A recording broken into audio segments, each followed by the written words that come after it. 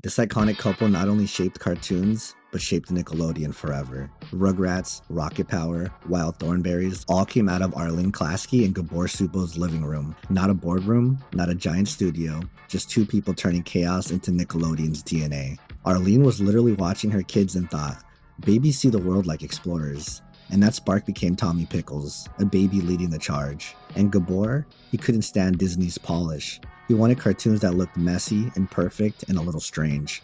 That's why Nickelodeon suddenly felt so different from everything else on TV. Here's the part nobody talks about. They actually built The Simpsons before they ever touched the Rugrats. Fox didn't have an animation department back then.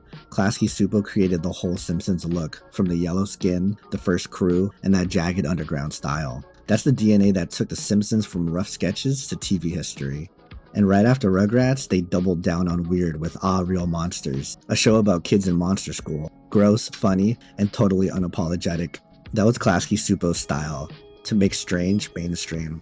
Rocket Power? That came straight from Venice Beach. Arlene and Gábor would watch kids skateboarding, surfing, pushing limits, and thought, why isn't this a cartoon? Suddenly you had Otto, Reggie, and the whole crew bringing extreme sports into Nickelodeon. And the Wild Thornberrys? That came from Arlene being obsessed with nature documentaries. She wanted kids to see the world like explorers.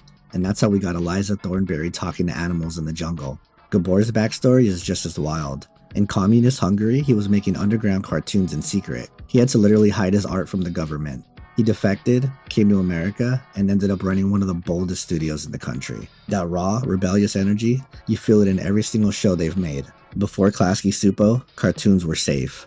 After Klasky Csupó, they were weird on purpose. They weren't just making shows, they were shaping childhood, and Nickelodeon was never the same again.